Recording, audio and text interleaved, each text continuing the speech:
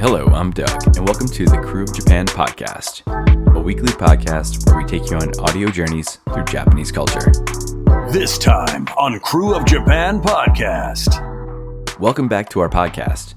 We are picking up right where we left off last week with part 2 of our conversation with Daniel Dockery, author of Monster Kids, How Pokémon Taught a Generation to Catch Them All. If you missed that on last week, you may want to hit pause real quick and check out that one first. But don't worry, we'll be right here waiting for you. For all those who did listen already, well, today's going to be a fun one, as we look into not so much the past and nostalgia of Pokemon, but more of the current and future state of the Pokemon franchise. With Daniel, we explore the way Pokemon expanded outside of its main titles.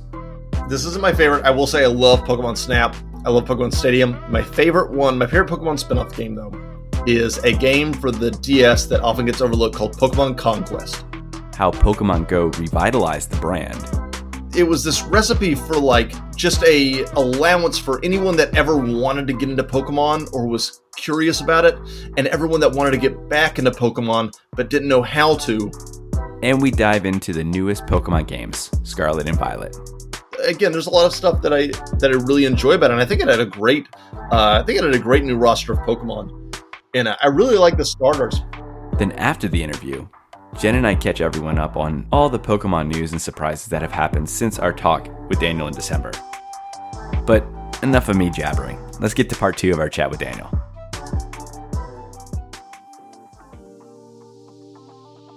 Well, for a second there, we were talking about those spin-off games, and I kind of wanted to bring it to that because I feel like the spin-off games and those one-shot games that were released in between the years of the mainline games, honestly, some of them were incredibly successful. Pokemon Stadium for Nintendo 64, beautiful.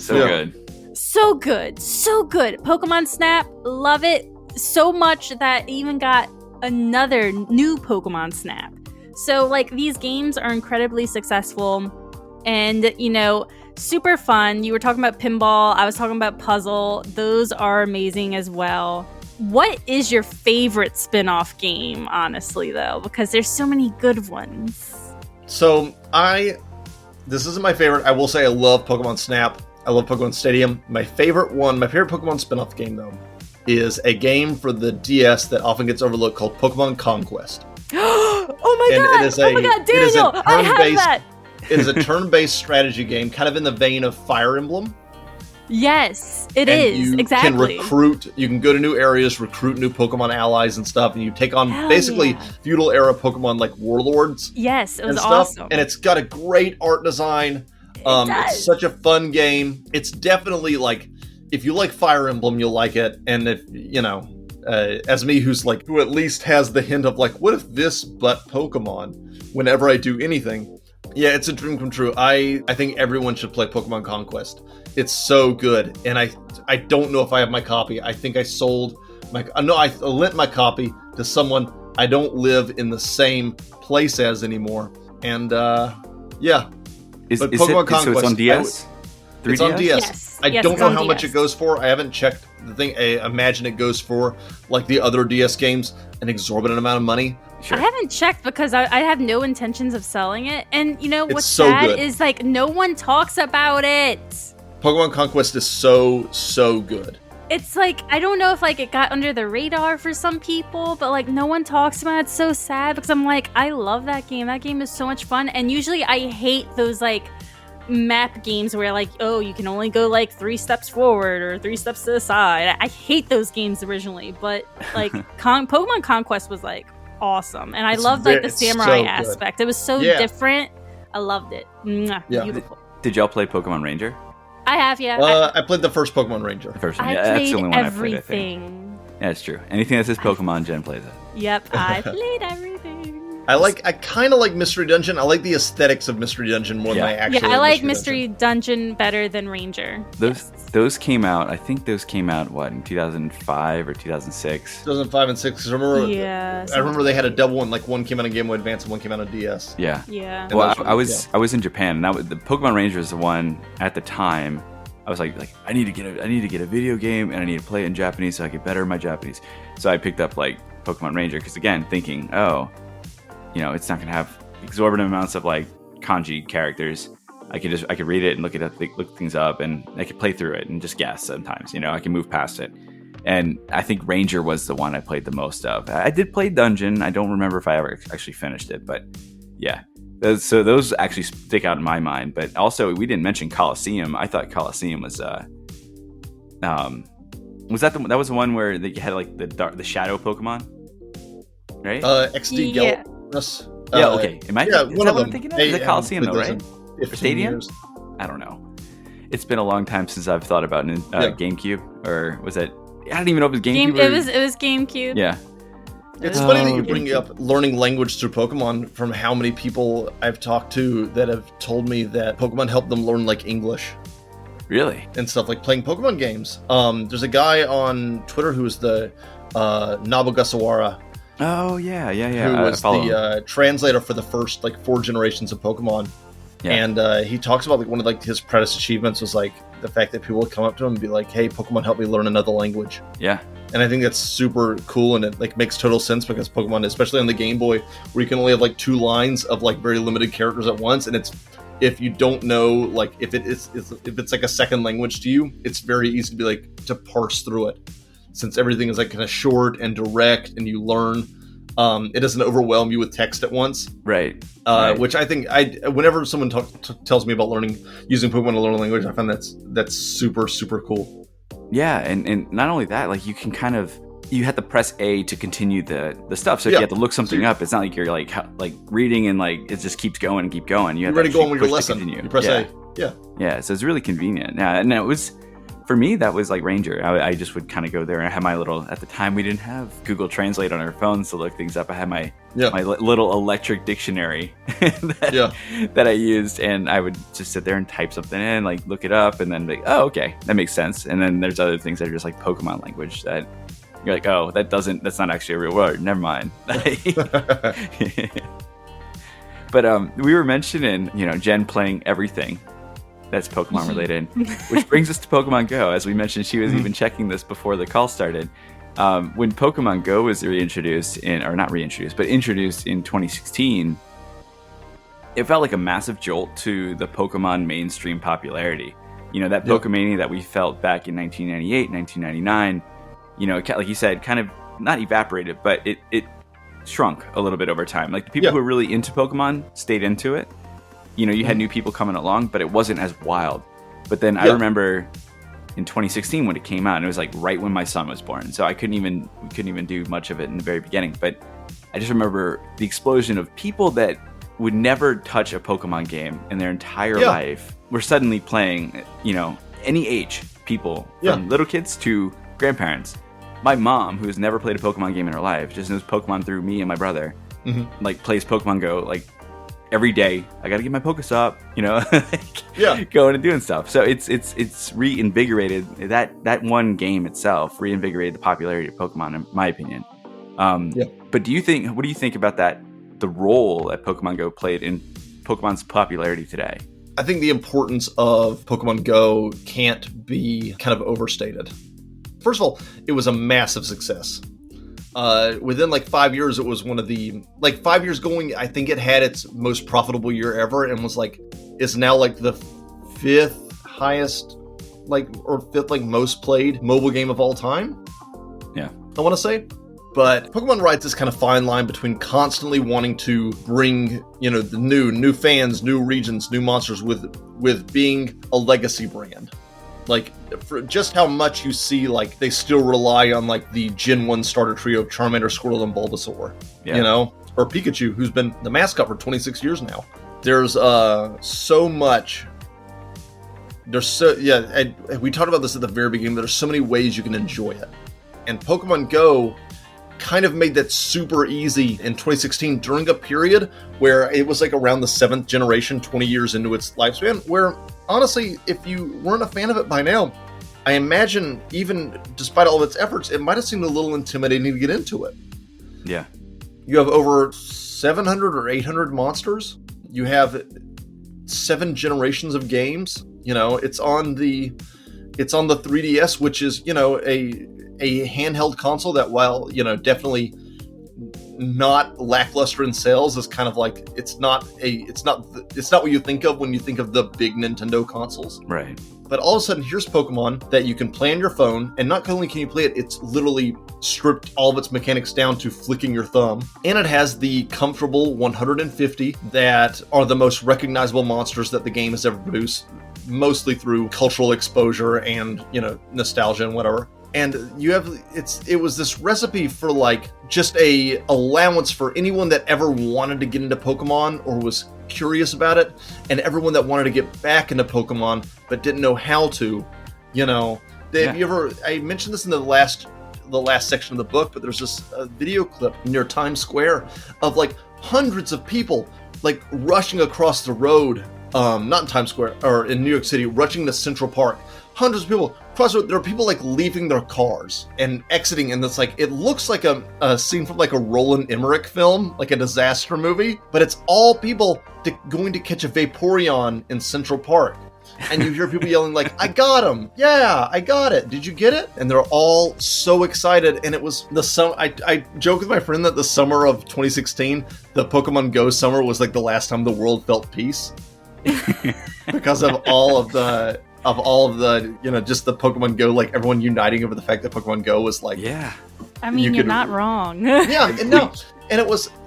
I think that like it kind of. I think Pokemon Go is the thing that brings us into the modern Pokemon era, where it's obviously huge right now. Pokemon Scarlet and Violet had these massive sales. Sword and Shield are now like the second highest selling generation after Red, Blue, and Yellow. Which, people were like, Sword and Shield, like after the National Pokedex controversy thing, people were like, this is going to kill the franchise. No, it did not.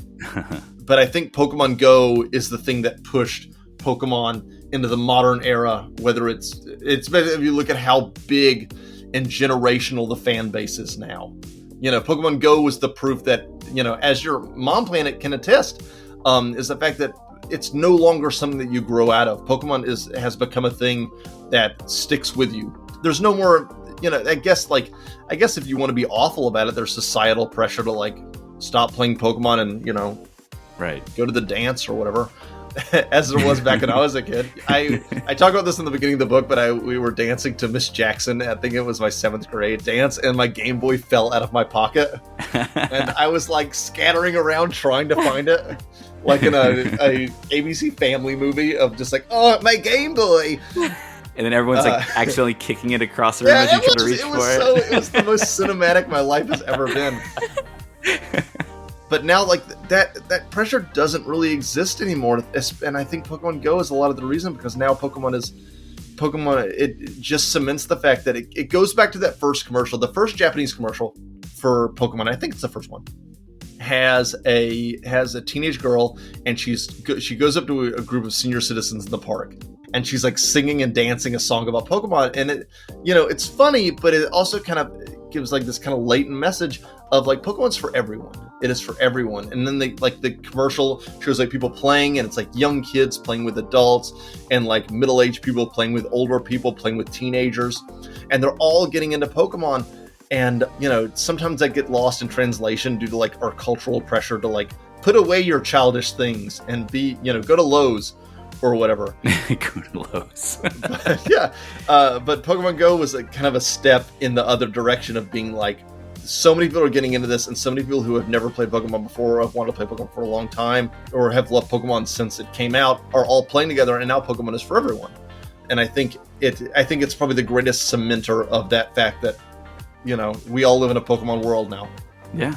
Yeah, for sure. Sorry, that was like a 1,000-year answer. I'm looking over, just watching the clock. I thought that was a great answer. No, I thought that was a great answer because, actually, not to get emotional or on a personal level, but like I had a friend that I met through my mom who I was very nervous to meet because I didn't know if I would get along with him as a child, but we got along because of our love for Pokemon together. Mm-hmm. And he passed away sadly before Pokemon Go, even came into existence. And, to this day I always like say in my head like, oh, he would have loved Pokemon Go. He would have loved it. But get away from the personal emotional things.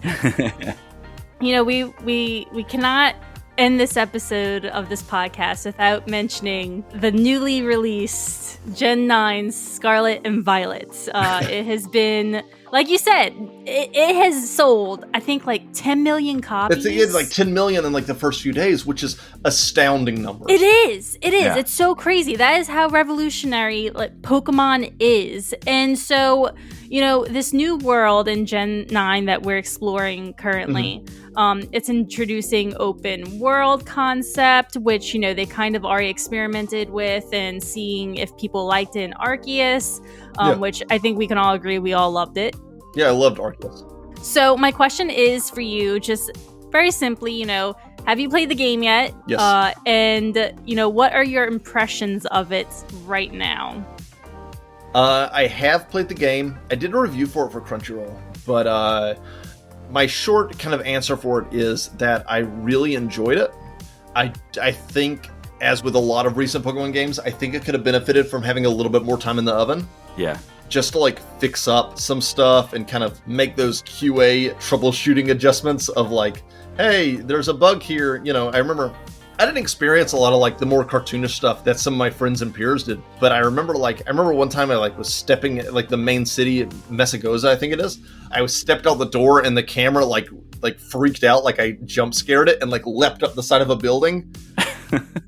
And like I was like, I spent like 15 minutes trying to find my character, and eventually the camera was like, okay, I was like a cat out of a tree, like, okay, settle down. But yeah, I think it deserved a little bit more. I think it's a really fun game, and I like a lot of aspects of it, but I wish they'd given it just like even like a few more months of testing and ease, or like smoothing out some of the things so that so that its popularity as a fun game wasn't rivaled or overshadowed by its notoriety as like a bug fest. Yeah.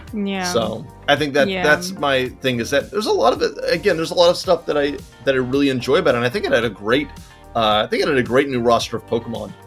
And I really like the starters. Fuecoco is so good. Jen, what are your thoughts on that? Shush. Fuecoco. Shush. She's not a Fuecoco fan, so. No, I'm not. I'm usually always a fire starter, but I couldn't do it this time. It looks like the little guys from like, what was it, Bubble Bob? What is the game? Double Bubble. Yeah, I know what you're whatever. talking about. Yeah. I like Quaxley too. I like his like emo Spider-Man haircut. Yeah. One of my friends called it toothpaste haircut. Toothpaste. It looks like a thing of toothpaste. Yeah, it does. But yeah, I think good, but it could have been like one of like my all-time favorites if they'd just taken a little more time. Yeah, I feel like if they'd been granted a little more time. Yeah, because that's the thing. Because like it has such a great story. Like you said, the Pokemon designs were great. I think I personally did not have any problems with only using that gen Pokemon for my team. If anything, I had a hard time keeping 6 because I'm like, oh my god, there's so many that I want to use. Yeah, you want to catch every single thing. Yeah. And so it was so hard to pick only 6 to use from that generation. And then, you know, there's so much to do in this one. You don't have to wait till like an after story like all the other games. You know, there's so much to do on this particular game. Yep. But like you said, I think it was like a time crunch because it just seems so out of sorts that we get this new generation game and then all of a sudden, hey, we're announcing this new anime that's coming out. I think it was very much a time thing. I think they must have felt the pressure of time, like, okay, we can only announce this anime when this game comes out. So I really think it was, like you said, I think it was rushed a little bit. They needed more time. I think they're on a schedule, right? But they couldn't have more time. It's like 3 years, I feel like it's like every 3 years they have a new, 3 or 4 years. But the thing is, they did 2 games at once because you had Arceus at the beginning of the year, and then you have this one coming out in November, so it's like less than a year.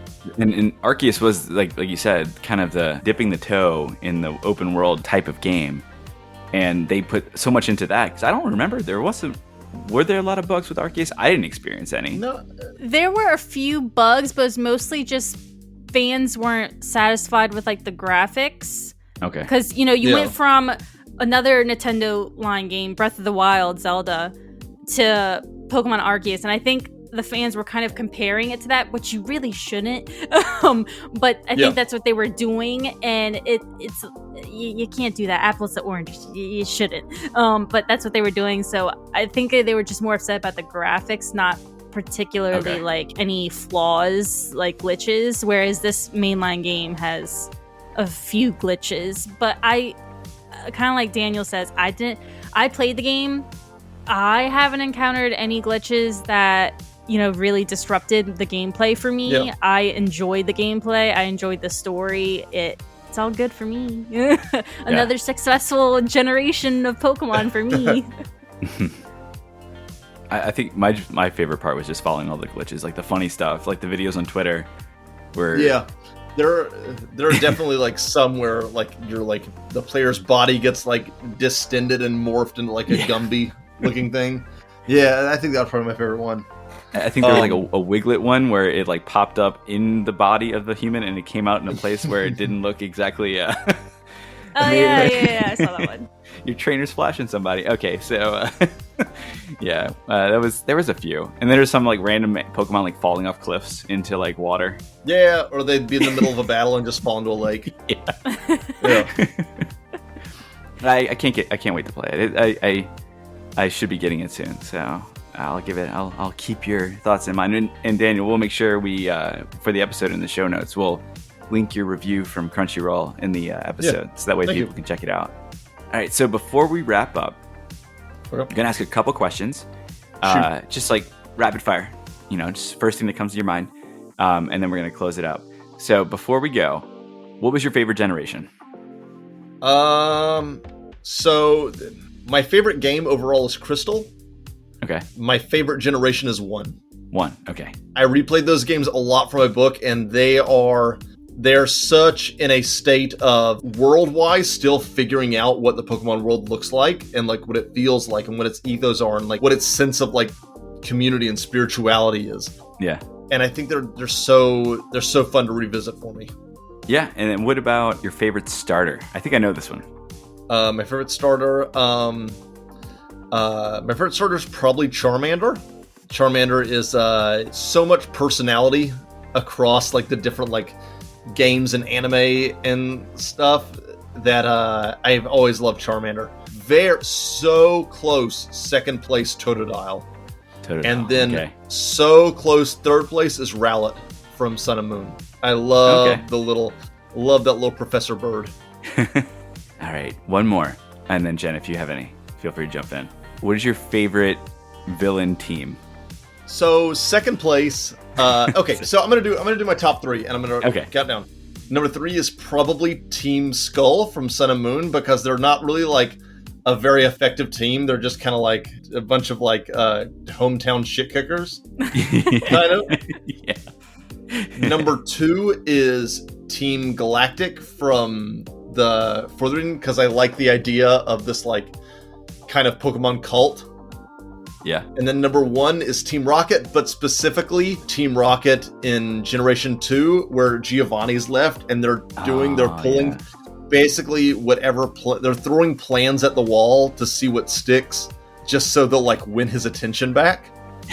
I think that's really funny. I think they're just so desperate and pathetic. They're also really mean in that generation. Yeah. All of their things are like really like cruel. All their plans are really cruel, but it's all basically being like, "Come on, senpai, notice me." Yeah. And I think that's probably my favorite one. Is specifically Gen 2 Team Rocket when all bets are off and they're just trying to win the affection of their boss who doesn't really like him anymore back. Fair enough. I have one. What's your favorite Pokemon type? My favorite Pokemon type is... So, like, for example, if you had to be a certain trainer for a certain type, what would it be? So I think it's probably a tie between Poison and Ground. Okay. I typically like ground designs, and I think I also like Poison because they're just so weird, and the designers really let loose on Poison types, and they're so oozy and fun and intricate sometimes. Yeah, I like Poison types and ground types. All right. Yeah, I think I would go with fighting, personally. I don't know about you, Jen. What would you do? Fire. Fire? Okay. I love Vulpix. She's my favorite. Is that your favorite? Yeah, it is my favorite Pokemon. What's your favorite? Oh, man, I don't know. I can't decide. I think maybe Lucario. My overall favorite is Dragonite, that I've loved ever Nice. since that first anime episode, Mystery of the Lighthouse. I want to say it's like episode 13 yeah. or 14, where it's like the giant kaiju-sized Dragonite. Yeah. And it's based on the that Ray Bradbury story, The Foghorn, Oh. about okay. a dinosaur, about like a dinosaur, like mysterious reptile that's like attracted to like the sound of a lighthouse, and then it gets there, and then they stop playing the sound and it just gets mad and destroys the lighthouse and leaves. But they do the Pokemon version of that. And as soon as I saw that giant Dragonite approaching the lighthouse, it was like that. I basically had that, that Leonardo DiCaprio meme from Once Upon a Time in Hollywood where he's like pointing at the screen. Yeah. It was basically me as like a little Godzilla fan being like, "Oh, look, there it is! That's the one!" Yeah. So, yeah. Nice. That's my favorite. Awesome. All right, well, that's going to be pretty much it for this episode and this interview. So first of all, thank you so much for joining us and Yes, taking the time out of your day.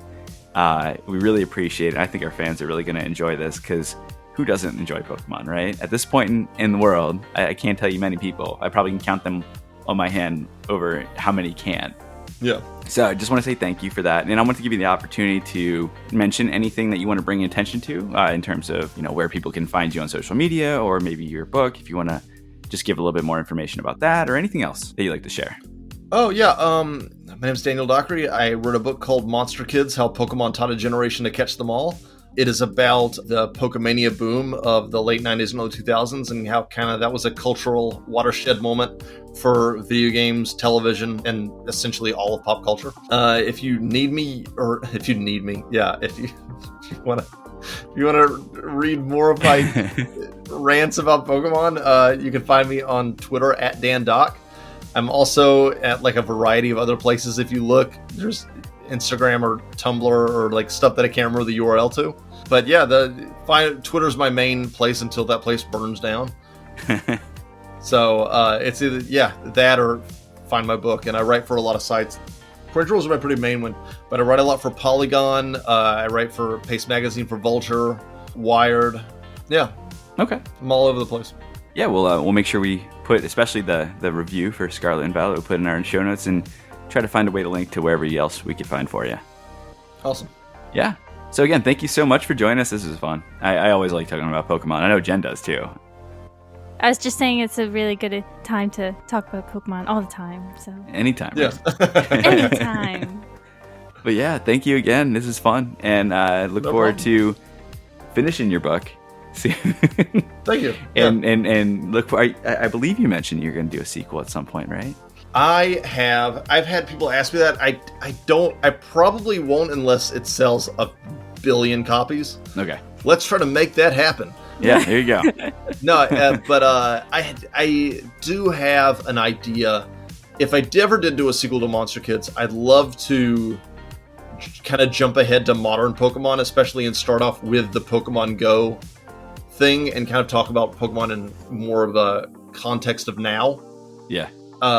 Especially since it's become, in terms of like the franchise is just so huge now, and they've had like the live action Detective Pikachu film come out, and like the trading card games experienced this huge second wind, especially on like the auction market.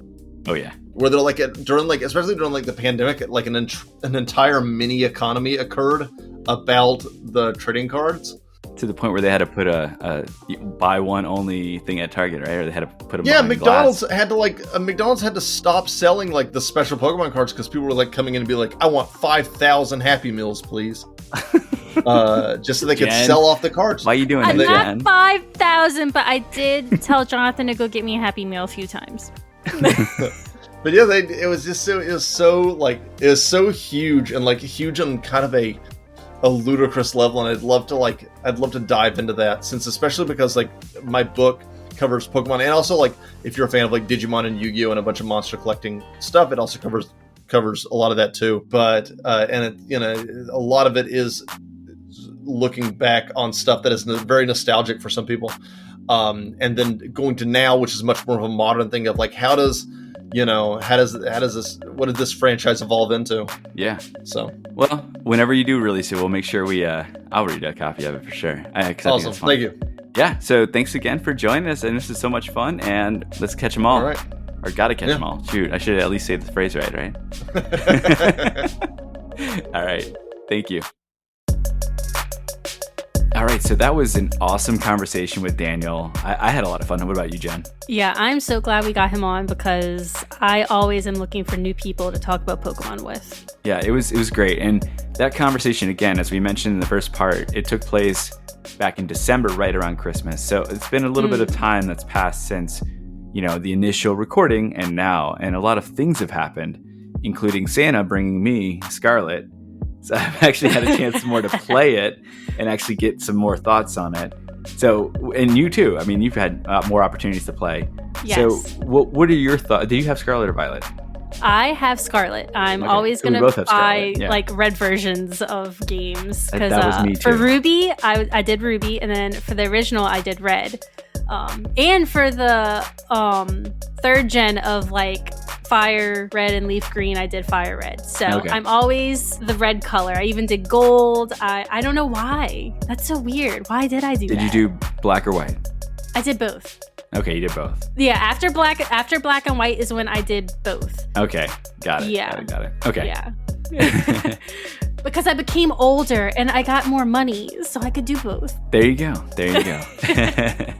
So what are your thoughts on, now that you've had more time since the recording to immerse yourself in Paldea, what are your thoughts on Scarlet and, well, I guess Scarlet Violet, the new generation, whatever we want to call it? Yeah, I think it's really good story-wise. The story was very fun, engaging. You're really invested in it, I found. And I'm talking all three stories because it's divided into three distinct parts. And I thought they were all very, very interesting and fun to play.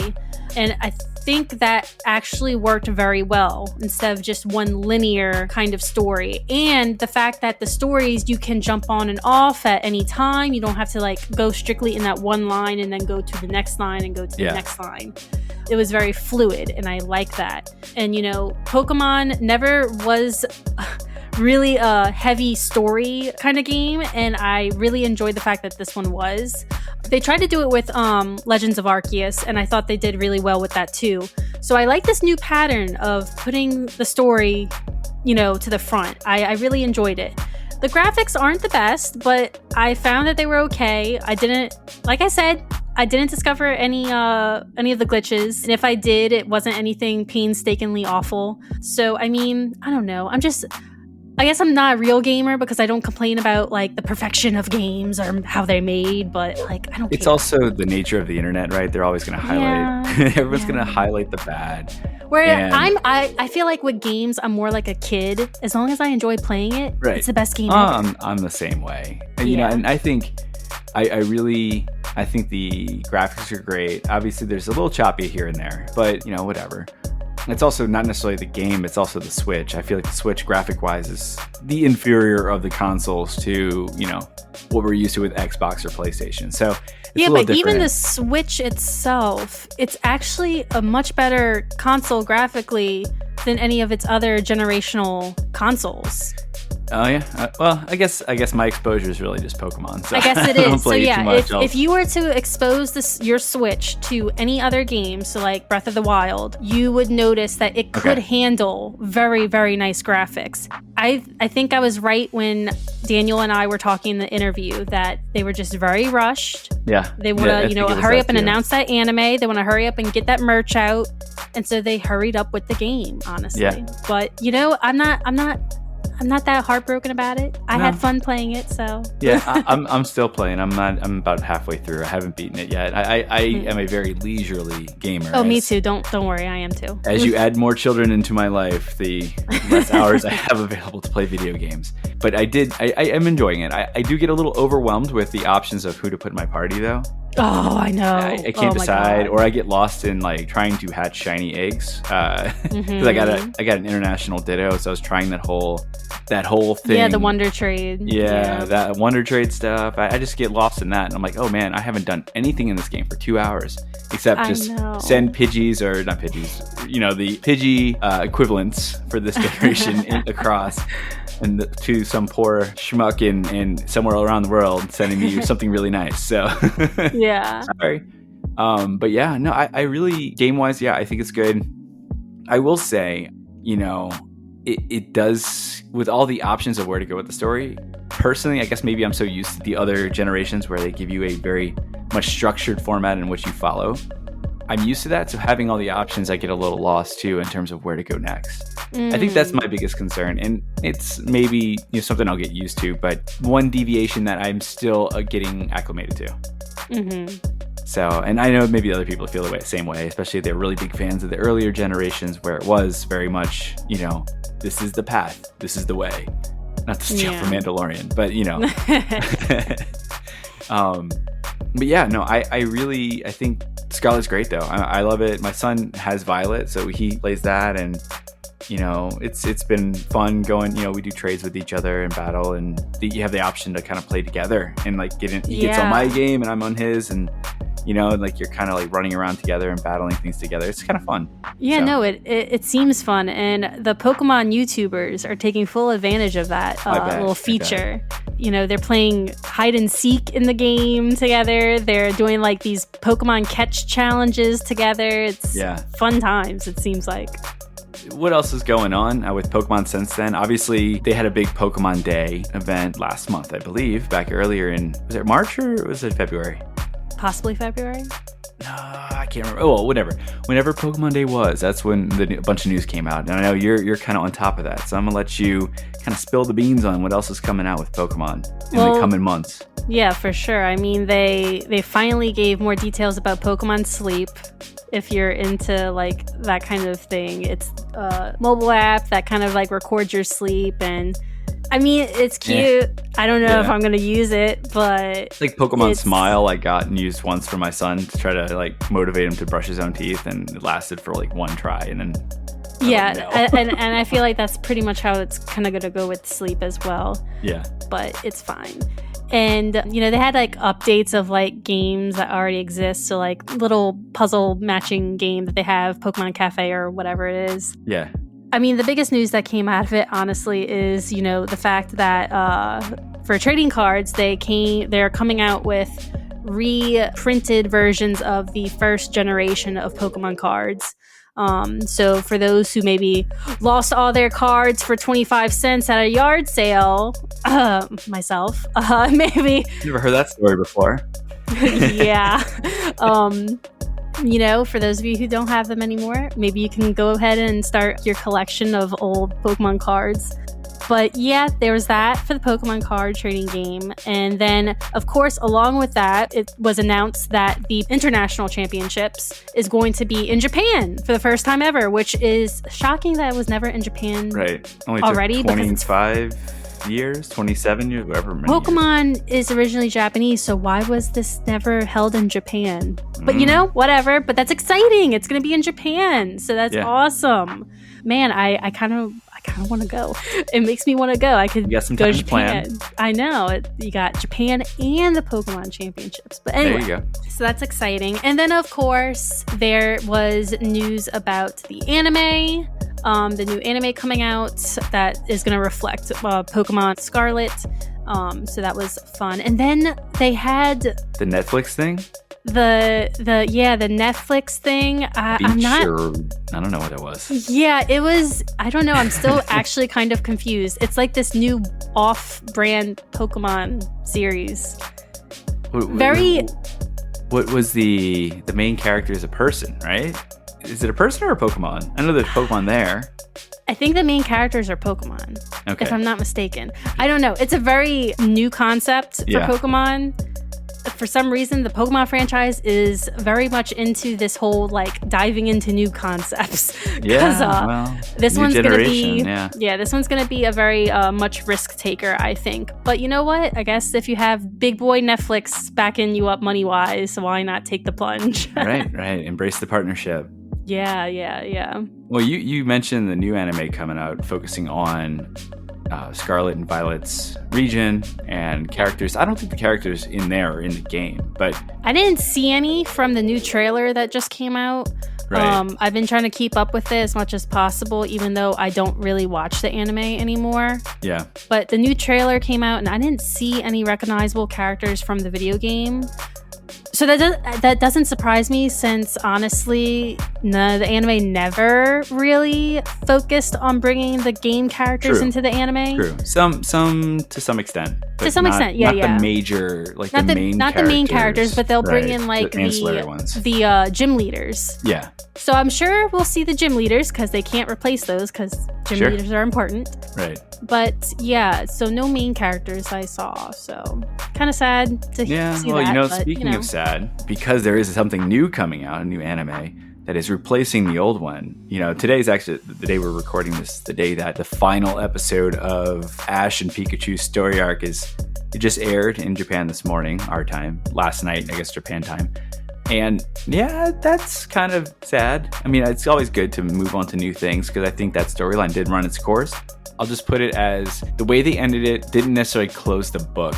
It left opportunities out there. If they wanted to bring back characters, they very much could. It wasn't like anyone died or anything like that. Well, it's Pokemon. I don't think they're going to let anyone die. Well, yeah. So I don't think they would let anyone die either. But, they except for didn't Marowak, of course, because, Lavender Town. But I think that coming up, I've been watching that with my son as it comes out weekly. And that had me like all like nostalgic about like all this stuff. So with eShop closing on like the 3DS and Wii U, I've been going and buying like all the old red, blue, yellow, gold, silver, crystal, all those old cartridge games, or not the cartridges, the virtual copies. But I dug out my old Game Boy Color, my Game Boy Advance, all my old systems. I'm like, I wonder if these still work because they were in my closet in a box. And that's been kind of fun. It's triggered some childhood memories that I'm like, oh, let me go check and see. And my Game Boy Color still works, and yellow still had its save. Gold didn't, unfortunately, but it was pretty cool to revisit all that stuff and kind of dig things up. Yeah, definitely enjoy them while you can, because those old cartridges, they have a tendency to erase your save files, and then you can't save anymore. So you always have to start a new game. Yeah. That my cousin, when I first played, actually, he had a copy of Red that did that from the beginning, like back when it came out. Oh, so I would play, and then I'd start over and play and start over like a bunch of times. So I was a master for 2 cities after a while. But yeah, no, I mean, I think this is like, we just wanted to have a conversation, kind of catch up on where we had left off from our talk with Daniel. And I mean, it brought things back kind of full circle, talking about the new and the future, but also bringing back a little bit of the old with some of that nostalgia that we got from, for me with the anime triggering me looking for my old games and stuff. So it's been pretty cool. Yeah. So exciting things with Pokemon coming up, and PokéMania is still going to be probably running wild for the foreseeable future. I don't think it's going anywhere. Yeah, no, it's definitely not. I mean, Pokemon will always have fans, whether they're young kids or grown adults like us. I think there'll always be fans of Pokemon, and especially if Pokemon just keeps on turning things up. I mean, as much as people like to rad on, the new concepts or maybe new graphics or new anything, they're still buying it. Right. So, exactly. So it's going to be here for a while. I think Pokemon is just such a successful franchise that it is kind of one of those forever franchises. Yeah. So I completely agree. And I look forward to seeing what they have to come. And that wraps up this week's episode and our 2-part conversation discussing the evolution of Pokémania. Thank you so much for tuning in to the Krewe Japan podcast. Once again, we want to give a huge shout out to our awesome guest, Daniel Dockery, for coming on and chatting with us. If you haven't yet already, check out his book, Monster Kids, How Pokémon Taught a Generation to Catch Them All. I think there's a fun sample of the first couple chapters on Amazon. It's definitely a great read. I highly recommend it. Don't worry, we'll have a link in the show notes. Have you had a chance to play through Pokemon Scarlet or Violet? What do you think the future holds in store for Pokemon as a franchise? Share with us on Instagram, Facebook, Twitter, and TikTok at Krewe of Japan Podcast. That's at KREWEOFJAPANPODCAST, Krewe of Japan Podcast. While you're there, give us a follow, like, repost, retweet, share, comment, whatever else I may have forgotten for those social media platforms. Whatever you need to do. Let us know how you're enjoying the podcast. Or perhaps you prefer to provide your feedback in a more private setting. Send us an email at krewofjapanpodcast@gmail.com. I'll spell it one more time. KREWEOFJAPANPODCAST@gmail.com. Speaking of feedback, if you are enjoying what you're listening to right now or in our previous episodes, please feel free to leave us a 5-star review on your favorite podcast streaming app. Any and all support would be greatly appreciated. But that's it for today. Until next time.